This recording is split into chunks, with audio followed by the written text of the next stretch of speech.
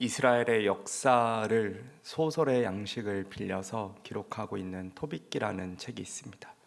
이 토빗기를 잘 살펴보면 주인공 토빗이 나옵니다. 이 토빗은 바벨론 포로 시기에 태어나서 끌려갔습니다. 그 포로 시기에 니느웨로 유배를 갔지만 마음을 다해서 하나님께 성실함으로 섬기고 하나님의 말씀을 들으며 모든 일에 충실했더니 그 바벨론에서 관직을 얻게 되었습니다. 그리고 넉넉한 재산도 얻었습니다. 그 넉넉한 재산으로 자기 배만 불리는 것이 아니라 다른 포로들까지 함께 돌봐줬습니다. 정말로 그 율법의 핵심, 하나님을 사랑하는 것, 내 이웃을 내 몸과 같이 사랑하는 것, 그것을 몸소 실천하던 사람이었습니다. 그런데 그가 섬기던 왕이 바뀌었습니다. 다른 신하들의 모함을 받았습니다. 다른 신하들의 모함을 받아서 그가 가지고 있던 모든 재산들, 그가 생각하기에 그가 갖고 있던 모든 재산들이 빼앗겨 버리고 그는 그 니느웨가 아닌 바벨론이 아닌 다른 곳으로 쫓겨나게 되었습니다. 실로 아무것도 남지 않은 빈 털털이 신세가 되었습니다. 토빗기에는 이렇게 나와 있습니다. 나의 모든 재산이 몰수가 되었다.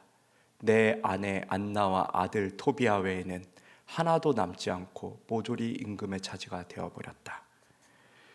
그렇게 쫓겨났음에도 불구하고 토빗은 원망 하나 하지 않고 주위에 있는 어려운 사람들을 그 말씀을 실천하기 위해서 계속해서 도와주고 자신의 남아있는 모든 것까지 다 버려가면서 그들을 위하여서 헌신하면서 살아갔습니다.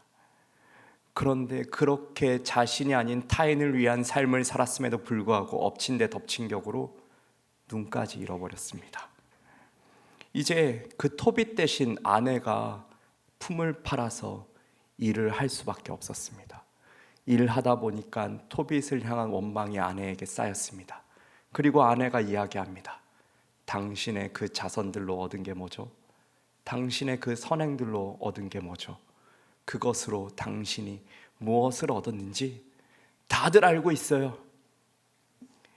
이 말을 들은 토빗의 기분은 어떠했을까요?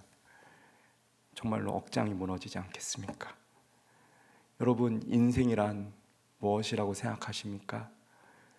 이 토빗기를 통해서 여태까지 본 인생이란 자기 자신을 위해서 살았을 때에 남은 것은 하나도 남김없이 모조리 빼앗겨 버리는 것이 인생이다. 인생은 하나님의 뜻을 따라서 살면 살수록 내 이웃을 내 몸과 같이 사랑하면 사랑할수록 가난해지는 것이 바로 인생이구나. 손해보는구나. 정말로 내 자신이 없어지는구나 생각해 볼 수가 있습니다. 그래서 많은 사람들이 자기 자신을 위해서 삽니다. 삐뚤어집니다. 삐뚤삐뚤하게 살아갑니다. 그래서 오늘 본문에 나오는 조각목과 같이 살아가게 됩니다. 이 조각목은 시띠나무라는 것으로 아카시아 나무와 비슷한 종류의 종입니다. 이 시띠나무 조각목은 굉장히 삐뚤삐뚤하게 자랍니다. 왜냐하면 광야에서 거센 바람을 맞아야 되기 때문입니다. 굉장히 추워졌다가 굉장히 무더워지는 그 기온차가 굉장히 큰 주위 환경으로 어쩔 수 없이 삐뚤삐뚤하게 자라가는 게 이 조각목입니다. 똑바로 살면 내게 화가 되기 때문에, 내가 손해보기 때문에 올곧게 자랄 수가 없습니다. 나 자신을 내어주면 이 거친 사막 같은, 이 광야 같은 세상 속에서 살아갈 수가 없기 때문에 우리는 삐뚤삐뚤하게 자라지 않나 싶습니다. 그런데 하나님은 이 조각목을 가지고 곱고 아름답게 뻗어나가는 이 성전 기둥을 만들라고 하셨습니다. 그리고 넓고 평평해야 하는 이 법궤를 만들라고 하셨습니다. 그리고 오늘 본문에 분향할 제단을 위해서 쓰라고 하셨습니다. 이 조각목을 가지고, 삐뚤삐뚤한 나무를 가지고 하나님이 쓰시고자 하는데 너무나도 삐뚤삐뚤하기 때문에 쓸 수가 없습니다. 이것을 만약 쓰려고 하면은 다 조각조각 내야 하는데, 완전히 쪼개서 다듬어야 하는데, 이 조각목은 절대로 이렇게 건축 재료로서 쓸 나무가 아니었습니다. 그래서 많은 건축자들은 이 조각목을 사용하기를 굉장히 꺼려했습니다. 그런데 왜 하필 하나님은 이 조각목을 쓰라고 하셨을까요? 왜 하필 하나님은 이 나무를 성전 기둥을 만드는 데 쓰라고 하셨을까요? 왜 하필 하나님이 넓고 번듯한 저 고급진 백향목 나무를 쓰면은 좋을 것 같은데, 왜 하필 이 삐뚤삐뚤하게만 자라는 조각목을 쓰라고 하셨을까요? 이 삐뚤삐뚤한 조각목을 가지고 왜 하나님은 우리를 쓰시려고 할까요? 왜 하나님은 나를 쓰려고 할까요? 왜 하나님은 여러분들을 쓰려고 하시겠습니까? 왜 하필? 왜 쓰려고 해서 조각조각 내십니까, 하나님?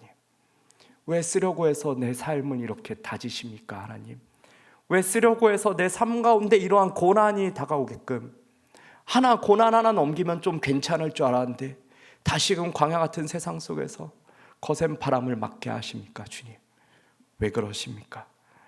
향을 내는 데 쓰이는 계피나 육계 같은 것들은 다른 곳에서 수입해가지고 쓰는데, 그러면 하나님 성전 기둥 이런 것들은 그럼 백향목도 수입해서 쓰시면 안 되겠습니까? 하나님, 저 집사님 있잖아요. 저 집사님의 삶은 제가 보기에 올곧은 것 같아요. 번듯한 것 같아요. 저 권사님, 저 장로님의 삶은 제가 보기에 너무나도 괜찮은 것 같아요. 저분이 좀 섬기면 안 되겠습니까? 저분이 좀 하나님께 쓰임 받으면 안 되겠습니까? 하나님, 저 좀 내버려 두세요, 하나님. 이렇게 고백하지 않으십니까? 톱이 또 부르짖었습니다. 자신이 왜 연단받는지도 모르고 자신이 왜 고통받는지도 모른 채 알 수 없는 상태에서 톱빗은 하나님께 기도했습니다. 마음이 몹시 괴로워하며 탄식하며 기도했습니다. 이제 당신께서 좋으실 대로 저를 다루시고 명령을 내리시어 제 목숨을 앗아가게 하소서. 그리하여 제가 이 땅에서 벗어나 흙이 되게 하소서. 저에게는 사는 것이 죽는 것보다 낫습니다. 사는 것보다 죽는 것이 낫습니다. 이렇게 고백합니다. 하나님은 우리의 인생이 모두 갈아엎어졌을 때, 황량한 세상 때문에 생긴 우리의 삐뚤삐뚤하고 모난 부분이 완전히 없어졌을 때, 그때 우리를 들어 쓰십니다. 마치 탕자가 자신의 재산을 모두 다 잃어버리고 돼지의 쥐염 열매를 먹으며 비로소 아버지의 품으로 돌아가겠다고 깨달은 것처럼, 회개라는 그 돌이킴은 하나님이 보시기에 합당하게 되는, 다루시기에 합당하게 되는 작업이라고 생각됩니다. 그래서 이러한 유명한 말이 있습니다. 눈물 젖은 빵을 먹어보지 않은 사람과 인생을 논하지 말라. 괴테가한 말로 여겨집니다. 하지만 이 말은 잘못됐습니다. 단지 인생을 논하는 것뿐만이 아닙니다. 이 원문에는 다음과 같은 글로 나와 있습니다. 눈물 젖은 빵을 먹어보지 않은 자, 슬픔에 참 밤을 눈물로 지새워보지 않은 자, 이들은 하늘의 힘을 알지 못합니다. 눈물 젖은 빵을 먹어보지 않은 사람은 하나님을 찾지 않습니다. 슬픔으로 가득 차보지 않은 사람은 슬픈 사람의 마음을 알지를 못합니다. 아무 도움도 받아보지 못해서 희망이 완전히 없어진 사람이 아니고서는 하나님만이 나의 도움이시다, 하나님만이 나의 피로를 채워주신다, 그 하나님을 내가 의지해야만 한다 라는 바로 이러한 사실을 깨달을 수가 없습니다. 그래서 지금 우는 자가 복이 있다고, 지금 우는 자가 복이 있다고 팔복에서 예수님이 말씀하십니다. 지금 우는 자가 복이 있는 이유는 성령님이 그 지금 우는 자를 위로해 주시기 때문입니다. 위로는 우는 자에게 하는 것입니다. 자신에게 당한 고통이 너무나도 커서 아파하는 자의 상처를 하나님은 어루만져 주십니다. 그래서 호세아서에 다음과 같이 기록되어 있습니다. 오라, 우리가 여호와께로 돌아가자. 여호와께서 우리를 찢으셨으나 도로 낮게 하실 것이요 우리를 치셨으나 싸매어 주실 것임이라. 우리가 하나님을 떠났기 때문에 우리에게 오는 이 삐뚤삐뚤하게 될 수밖에 없는 이 거센 바람 가운데 하나님은 우리를 내버려 두시고 우리가 하나님의 모습으로 다져져 갈 수 있도록 허용하십니다. 그리고 그 하나님은 우리를 안아주시고 품어주십니다. 원만만했던 저의 마음에도 이러한 생각이 스쳐갔습니다. 이런 나라도 하나님은 쓰시려고 다듬으시는구나. 너무나도 삐뚤어져서 땔감으로밖에 쓸 수 없는 나라도 하나님이 다져가시는구나. 만약 이렇게 고통받고 있을 때 이러한 인생의 고통의 가운데 있는 사람이라면 내 인생이 조각조각 나버리고 산산조각 나버리고 기댈 곳이 없는 것처럼 느껴지는 상황 가운데 내가 있다면, 만약 그렇다면 그 고통의 의미는 하나님이 내 인생을 다듬어서 하나님이 원하시는 대로 다듬어 가시는 것 아닐까 생각해 봅니다. 이 조각목 같은 인생을 어디에 쓰실 건지, 성전 기둥으로 쓰실 건지, 분향할 제단에 쓰실 건지, 아니면 시체를 넣는 관으로 쓰실 건지 우리는 아직 알지 못합니다. 하지만 그 고통받고 있는 것 그 자체만으로도 하나님이 나를 버리지 않으셨구나, 하나님이 나를 다듬어 가시는구나, 그 고통 가운데 내가 하나님과 하나님이 나와 가장 가까이 있구나, 우리는 생각해 볼 수가 있습니다. 토빗 이야기는 그렇게 장님이 된 토빗의 이야기로 끝나지가 않습니다.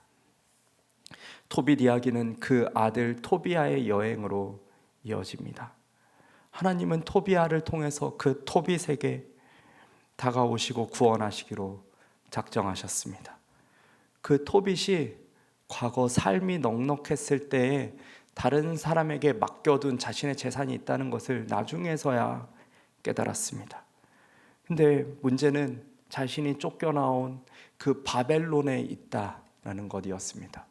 그 바벨론으로 아들 토비아를 보내야 하는데 부모로서 토빗의 입장은 굉장히 마음이 안타까웠고 불안했습니다. 그래서 보내기 싫었지만 그래도 결단함으로 종 한 명을 보내서 같이 가게끔 했습니다. 이 종은 말 그대로 노예였습니다. 노예면은 자신의 아래에 있는 사람이기 때문에 막 부려도 상관없는 사람이었습니다. 하지만 토비아는 이 종을 성대했습니다. 왜냐? 하나님의 말씀을 따르기 때문에. 그 하나님이 이 종과 나그네를 돌보라고 말씀하셨기 때문에. 그 아들 토비아는 그 하나님의 말씀을 따라서 법규를 지키기 위하여서 끝까지 하나님을 사랑하고 끝까지 하나님 앞에서 신실하기 위하여서 이 종을 선대했습니다. 이 종의 말을 들었습니다. 그런데 하루는 같이 여행을 가다가 이 종이 토비아에게 이야기를 합니다. 선생님, 만일 제가 생각하기에 물고기의 심장과 간을 떼어서 아버님의 눈에 발라주면은 나을 것 같습니다 라는 말을 하는 겁니다. 이 그림에 나와 있는 이 그림대로입니다. 말이 안 되지 않습니까? 물고기의 심장과 간을 떼서 눈에 바르면 장님으로 된 사람이 낫는다니 말이 안 되는 말입니다. 그러나 이 토비아는 이 종의 말을 멸시하지 않았습니다. 이 종을 선대했기 때문입니다. 만일 갑질에 익숙해진 사람이라면 완전히 듣지 않고 귀를 닫지 않겠습니까? 알고 봤더니 이 종은 하나님이 보내신 천사 라파엘이었던 것입니다. 이 종을 통해서 토비아와 함께 여행을 하게 되고 위기의 순간 가운데 늘 도움을 받게 되며 이 종이 마침내 종과 함께 그 바벨론에서 그 재산까지 구해서 다가온 것입니다. 토빗은 시력을 잃었을 때가 62살이었는데 시력을 되찾은 후에도 계속해서 그 하나님의 말씀을 지키고 따라가며 살아갔습니다. 그래서 항상 하나님을 찬양하며 112살까지 살아갔다고 기록되어 있습니다. 조각목은 다 조각조각 나고 그 본래의 형태를 알 수 없어졌을 때 비로소 조립되고 접합되게 되어 있습니다. 그리고 그렇게 됐을 때 형태가 변하지 않는다고 합니다. 그렇게 됐을 때 60년이 지나고 70년이 지나고 그 성전에서 계속해서 쓰임을 받는 것이 바로 이 조각목의 목적입니다. 백향목으로 만들었다면, 그 괜찮아 보이는 나무로 만들었다면 결코 그렇게 오랫동안 쓰임 받을 수가 없습니다. 하나님이 다듬어 가시는 것은 영원토록 그 하나님과 우리가 함께 하기 위해서 다듬어 가시는 줄 믿습니다. 하나님이 우리의 삶에 고통을 주시는 것은 그 하나님께 우리가 응답하고 그 하나님께 우리가 신실하게 변화하지 않는 그 모습을 지키며 하나님 앞에서 살아가는 것, 하나님은 그것을 우리에게 요구하시지 않나 싶습니다.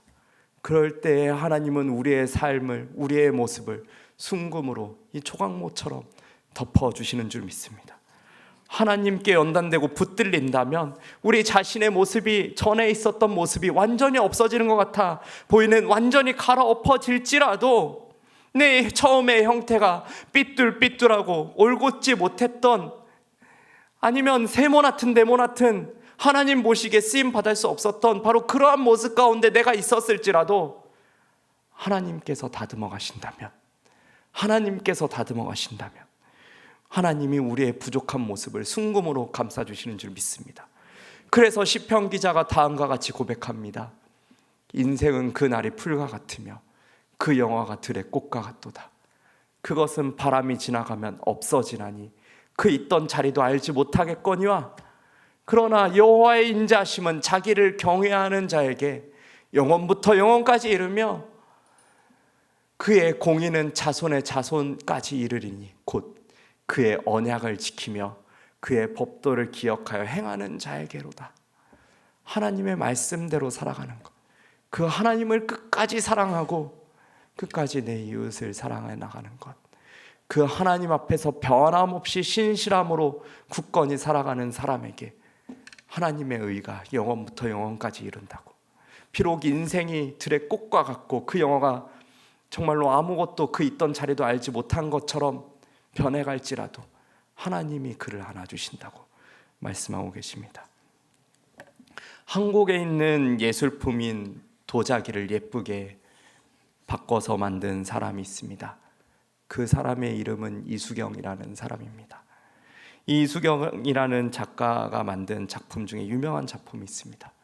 그것은 완전히 깨지고 산산조각난 이 도자기를 가지고 모아서 붙이고 그 붙인 자리를 금박으로 씌운 작품입니다.